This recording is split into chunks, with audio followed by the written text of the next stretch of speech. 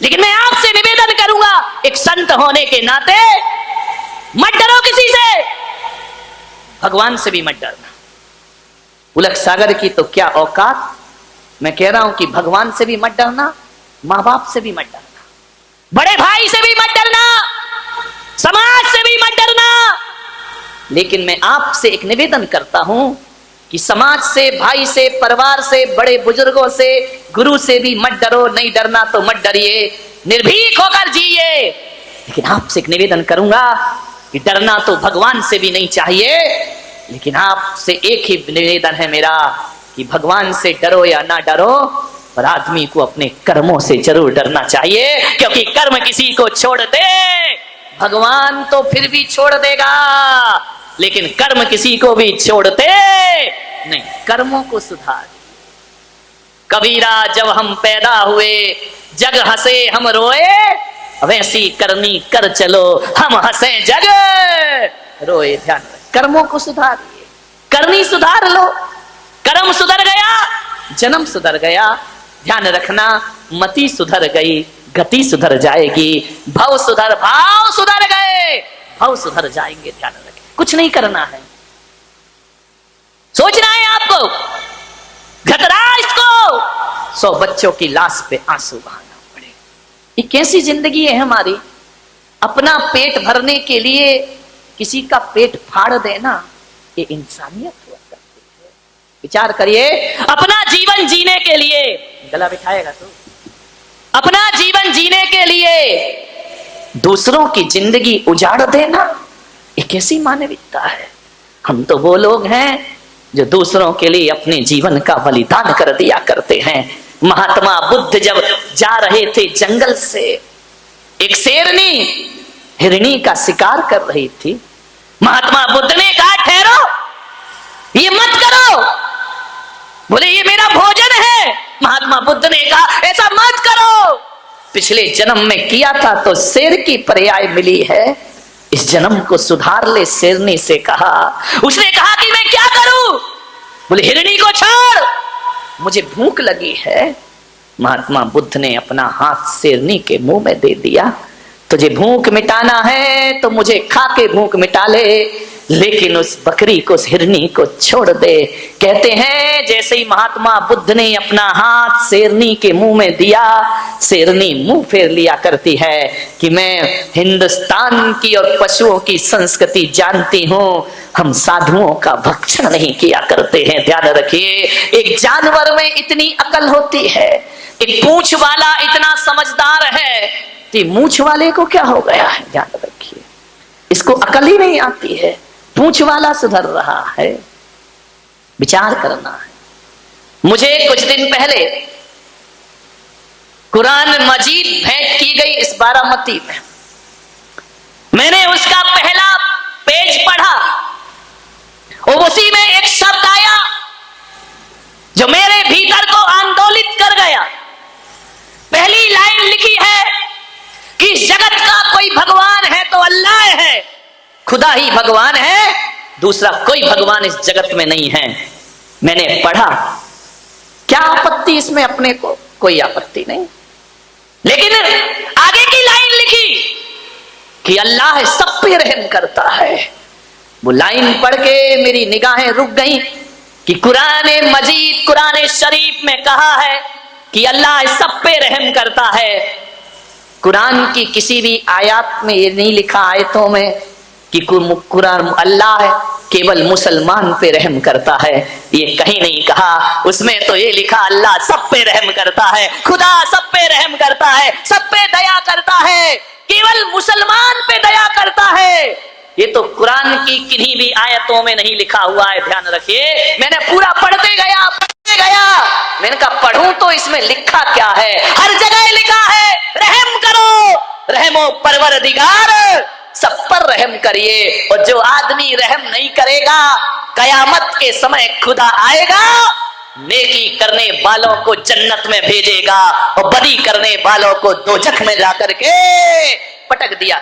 जब सब पे रहम लिखा है अल्लाह का, तो पशुओं पे रहम क्यों नहीं मेरे भाई? प्रश्न तो मेरा यहां खड़ा हो जाता है। पशु पक्षियों पर बेरहमी क्यों? अवतार पुरुष ने प्रत्येक जीव को जीने का अधिकार दिया है, तो अल्लाह ने भी सृष्टि में सबको जीने का हक प्रदान किया है, किसी की हत्या करने का हक प्रदान नहीं किया है। किसी भी धर्म ग्रंथ में नहीं लिखा है कि आप हत्याएं करिए, ध्यान रखिए। मान्यवर अमेरिका कहता है कि विश्व एक व्यापार है। अमेरिका का संदेश, विश्व एक व्यापार है और यहां केवल मनुष्य को जीने का अधिकार है। और ऋषि मुनि का देश मेरा भारत कहता है कि विश्व एक व्यापार नहीं, मेरा भारत तो कहता है विश्व एक परिवार है और यहां सभी को जीने का अधिकार है। वसुधैव कुटुंबकम, ये चिंतन है हमारे देश का कि परिवार है, पशु पक्षी हमारा परिवार है, एक इंद्रिय हमारा परिवार है, पेड़ पौधे हमारा परिवार है, सब हमारे परिवार हैं, सबको जीने का अधिकार है। ध्यान रखना, मान्यवर सोचना है आदमी को क्या हो गया है। ऐसी बुद्धि मारी गई 21वीं सदी के इस इंसान की कि टीवी पर देखा संडे हो या मंडे रोज खाओ अंडे, आदमी तैयार हो गया। अब अभी एक चाल और चल गई है, अंडा शाकाहार है। ध्यान रखिए, माथा ठोक लिया मैंने, अंडा शाकाहार हो गया। अरे मेरे भाई बताइए, मुर्गी के गर्भ से पैदा हुआ है, बताओ आपने इंजेक्शन दे दे करके अंडे पैदा कर दिए हैं। अब इतने अंडे हो गए, इतने अंडे हो गए, इतने अंडे हो गए, जितनी पैदावार है उतनी खपत नहीं है अंडों की, लोग उतना खरीद नहीं रहे हैं। तो व्यापारियों ने एक षड्यंत्र रचा, बोले अभी अंडे खत्म कैसे होंगे, पैदा ज्यादा हो रहे हैं, खपत कम हो रही है, क्या किया जाए।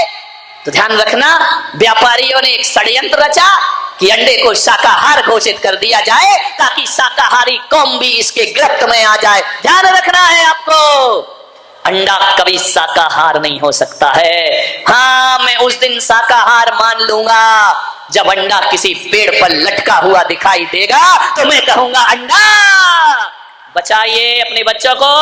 टीवी पर ऐसे विज्ञापन आते हैं, मैं तो कहता हूं संडे हो या मंडे कभी ना खाओ अंडे। ध्यान रखना, स्वर्गों में संडे मंडे नहीं होते।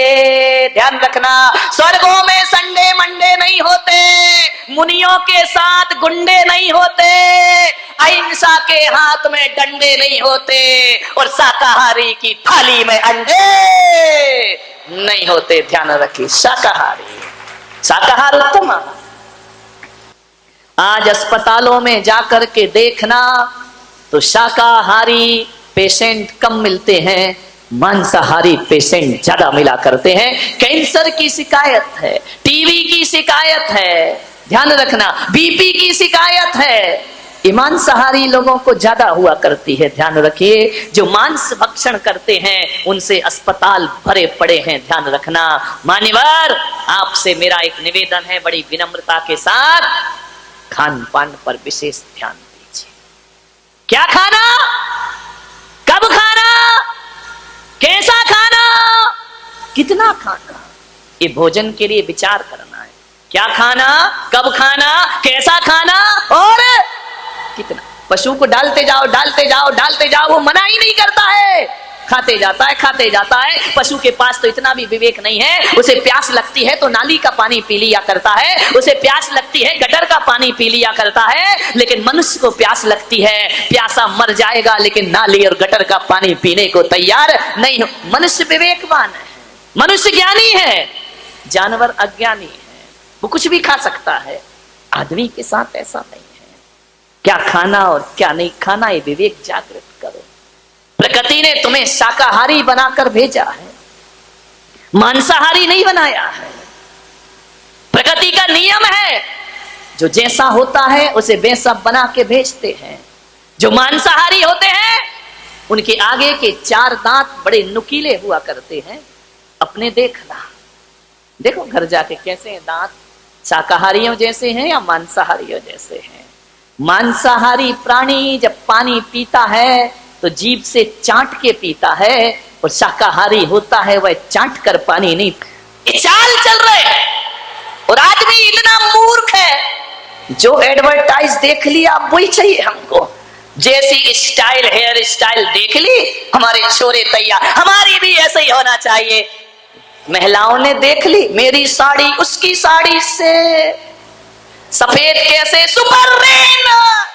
ध्यान रखिए मान्यवर, अब वही चाहिए जो टीवी पे देख लिया। अब चाहे उसमें गुण हो, उसमें उपयोगिता हो, क्वालिटी हो या ना हो, अब तो वही चाहिए। विचार करिए, सोचिए, ऊंचे लोग ऊंची पसंद, माणिक चंद।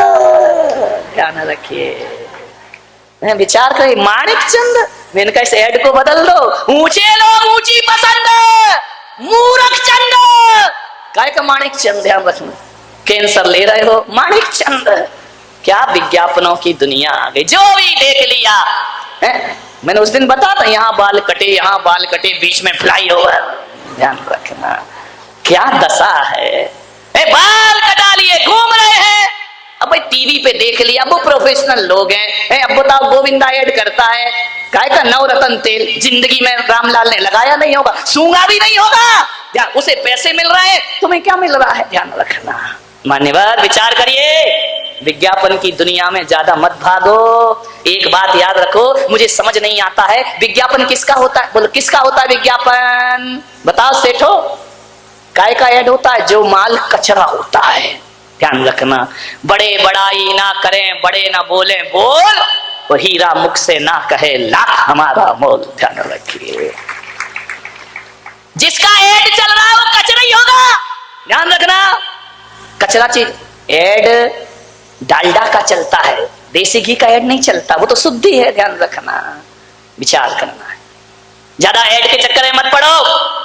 हम समझदार हैं या जानवर समझदार? मुझे समझ नहीं आता है, एक शाकाहारी प्राणी, एक गाय को, एक बकरी को, एक हाथी को, एक घोड़े को कितना भी टीवी पे ऐड दिखाओ कि संडे हो या मंडे, खाओ अंडे, आदमी शुरू हो जाता है। कभी देखा कोई भैंस विज्ञापन देख के अंडे खा रही हो?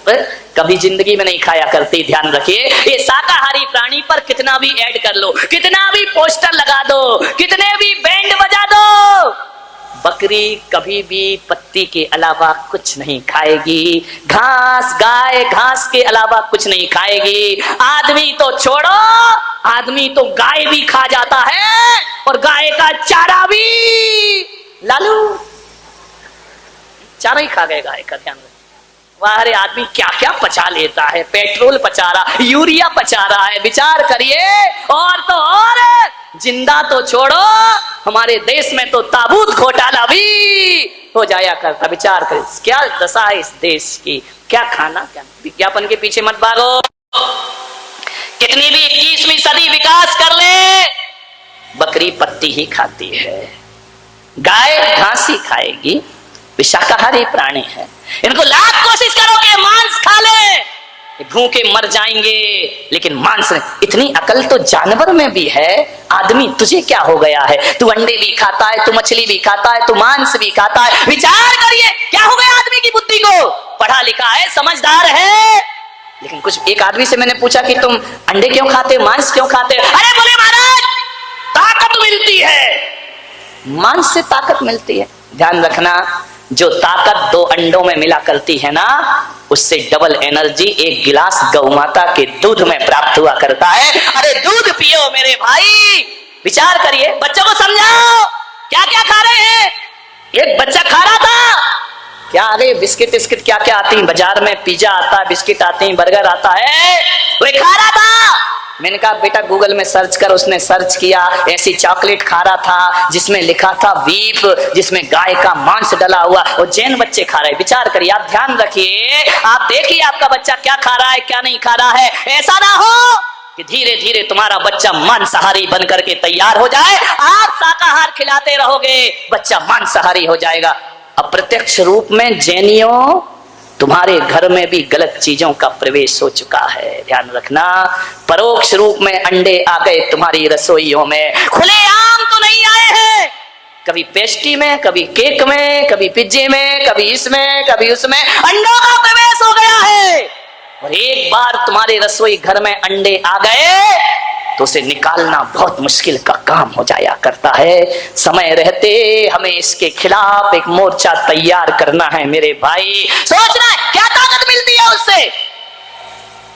भगवान ने हर पार्ट के लिए एक एक वनस्पति का आविष्कार किया है। कभी अखरोट देखना, अखरोट देखा, उसका छिलका निकाल के उस अखरोट में जो रेखाएं बनी है और जिस तरह से वो बना है, अखरोट को देखो या अपनी खोपड़ी को देखो, एक से बनते हैं, ध्यान रखना। आदमी की खोपड़ी भी अंदर से ऐसी है जैसा अखरोट है। इसका मतलब ईश्वर कहता है कि यदि सिर संबंधी कोई तकलीफ हो तो अखरोट खाओ मेरे भाई, तुम्हारे जीवन में आ। बच्चों को समझाइए, आलू खा रहे हैं, अंडे खा रहे हैं, अब आलू खाओगे तो भालू जैसे तो चलोगे चलोगे मेरे भाई। ध्यान रखना, हजारों रुपए लाखों रुपए बर्बाद करते हैं जिम जाने में, क्यों? स्लिम बॉडी चाहिए, ये मोटी बॉडी नहीं चाहिए। समझाओ उन्हें, स्लिम बॉडी चाहिए तो स्लिम चीजें खाइए। भेड़ खाओगे, बकरी खाओगे तो कहां से स्लिम हो जाओगे? ध्यान रखिए, स्लिम खाना है ना, भिंडी खाओ, कितनी दुबली पतली होती है बेचारी, बिल्कुल स्लिम बॉडी ऊपर से नीचे तक। भिंडी खाइए। लाल गाल करना है, लाल पाउडर मत लगाओ, लाल टमाटर लाल एप्पल खाइए, गाल लाल लाल। देखो सबकी व्यवस्था है, सोचना है आपको। बादाम, ये जो आंखें हैं इनका आकार बादाम जैसा है, ध्यान रखना। देखो तो भगवान की कारीगरी तो देखो, आंखें किसके समान है? बादाम जैसी। आंखों की तकलीफ हो, बादाम खाओ मेरे भाई, आंखों में रोशनी आ जाएगी। काजू, दो काजू को ऐसा करो तो कान बन जाते हैं, ध्यान रखना। बनावट बनावट भगवान ने इसके लिए पैदा किया इनको। दो काजू यहां लगाओ, कान बन जाते हैं ना। कान में प्रॉब्लम हो, काजू खाओ मेरे भाई, जीवन मुलायम ओठ करना है, पतले पतले मुलायम मुलायम, तो कहा है किशमिश खाओ मेरे बेटे, क्योंकि जो किशमिश में धारियां होती हैं वही ओठों पे धारियां होती हैं, और जैसी मुलायम किशमिश होती है वैसे ही तुम्हारे, इन्हें खाओ। दांत में प्रॉब्लम हो, अनार खाओ मेरे भाई, जैसे अनार में दाने होते हैं वैसे हमारे मुंह में भी दांत हुआ करते। ये विचार ऐसे समझाओ अपने बच्चों को, ध्यान रखिए, नहीं समझाते हो, विचार करना है। आप हड्डियां मजबूत करना है, गन्ना खाओ, गन्ना का डिजाइन हड्डी जैसे ही तो है मेरे भाई, ध्यान रखना। हर चीज बनाई गई है आपके लिए, आप वही खाओ जिस पार्ट में जो तकलीफ हो। वैसी वनस्पति समाज देश में आ चुकी है मेरे भाई, वैसी वनस्पतियां बना दी गई हैं मांसाहार। राम ने, कृष्ण ने, बुद्ध ने, महावीर ने जीवन में कभी मांसाहार नहीं किया है, ध्यान रखना। जैन रामायण कहती है कि जब हनुमान मुद्रिका लेकर अशोक वाटिका में सीता जी के पास पहुंचे तो हनुमान ने राम से कहा कि प्रभु मैया सीता पहचानेगी कैसे? वो तो मुझे भी कोई राक्षसी रूप समझेगी, कुछ निशानी दो। राम ने अंगूठी दी तो हनुमान ने कहा कि प्रभु यदि अंगूठी से नहीं पहचानी तो मैं कैसे आपका परिचय दूंगा? तो जैसे ही पहुंचे हनुमान सीता के पास, जाकर के बोले मैया मैं रामदूत आया हूं। राम के दूत नहीं हो सकते तुम। बोले नहीं मैं राम का दूत हूं। कैसे है राम? बोले राम वो हैं जो रात्रि में भोजन नहीं किया करते, वो राम हुआ करते हैं। राम वो है जो मांसाहार नहीं किया करते। राम वो है जो किसी पशु का वध नहीं किया करते। राम वो है जो दया और करुणा हृदय में रखते हैं। सीता ने कहा, जैन रामायण कहती है कि अब तू भी प्रमाणिक है और ये अंगूठी भी प्रमाणिक है। मेरे प्रभु राम अभक्ष का भक्षण नहीं किया करते हैं, ध्यान रखें। ये राम की पहचान थी मेरे भाई। सोचना क्या ताकत मिलती है मांस से? बोलिए, ये मांसाहारी लोग जो मांस खाते हैं 10 सीढ़ी नहीं चढ़ पाते हैं। ऐसा धोकनी सा चलता है सीना जैसे लोहार की धोकनी चलती। हे महाराज अब नहीं चढ़ा जाता, कितने ऊपर रुके हो। ध्यान रखिए, ये मांसाहारियों का काम है, ध्यान रखना। ये मांसाहारियों की सांस फूल जाती है, शरीर नहीं चलता है। शाकाहार की ताकत क्या है ये मुझ पुलक सागर से पूछना। 24 घंटे में एक बार खाता हूं और 20 किलोमीटर चलने की ताकत रखा करता हूं। इससे बड़ी क्या ताकत होगी? कौन कहता है कि खाने पीने से ताकत मिला करती है? मान्यवर, मांसाहार से ताकत। यदि मांसाहारियों को मैं चुनौती देता हूं, आओ मेरे साथ रहो और चलो मांसाहारी में कितनी भी ताकत हो, बाल उखाड़ने की ताकत है। बोलो, ये शाकाहारियों की ताकत है मेरे भाई, ध्यान रखिए। ये शाकाहारी ही नहीं, शुद्ध भोजन की ताकत है कि गर्मी भी सहते हैं, बरसात भी सहते हैं, ठंड भी सहते हैं और हर हाल में आनंदित रहा करते हैं। ये ताकत मांसाहारियों को नहीं मिला करती है। एक बात बताओ, जब भी ताकत की बात आती है तो लॉइन पावर बोला जाता है या हॉर्स पावर बोला जाता है? बोलो, शेर की ताकत नहीं बोले, किसकी ताकत? हॉर्स। हॉर्स माने घोड़ा। शाकाहारी है या मांसाहारी है? बताओ मेरे भाई। घोड़ा शाकाहारी है, और जब भी ताकत चाहिए किसी बच्चे को तो वो हॉर्स पावर प्राप्त करना चाहता है। घोड़े जैसी ताकत चाहिए मुझे, शेर जैसी नहीं चाहिए, कुत्ते जैसी नहीं चाहिए, घोड़े जैसी। घोड़ा कैसा है? शाकाहारी। हाथी कितना विशाल का है, शाकाहारी है या मांसाहारी? शाकाहारी मेरे भाई। हाथी पर जब भी शेर अटैक करता है ना, तो कितना भी बड़ा बहादुर और राजा क्यों ना हो, हाथी के सामने से मुकाबला नहीं कर सकता। जब भी वार करता है तो पीछे से वार किया करता है, और ये शाकाहारी होते हैं जो सामने से मुकाबला करने को तैयार रहा। ये शाकाहार की ताकत है, ध्यान रख। मांसाहारी नहीं कर सकते। मांसाहारी के अंदर छल होता है, कपट होता है, वह शिकार छल से करते हैं। बिल्ली दबे पांव बैठती है, चूहा देखती है तो धीरे धीरे पांव उठाती है, ये छल है उसके अंदर। ये मांसाहार ने दिया है मानने वाला। ताकत तो शाकाहार में है। अब बताओ, सुबह सुबह आप रामदेव बाबा का योगा करते हैं, एक्सरसाइज करते हैं, उसके बाद कहते हैं असली ताकत चाहिए, रात को चने भिगो दो, जब रात भर में भीग जाएंगे, उस सुबह उन कच्चे चनों को यदि खाली पेट खाओ तो हॉर्स पावर प्राप्त हुआ करती है। ध्यान रखिए।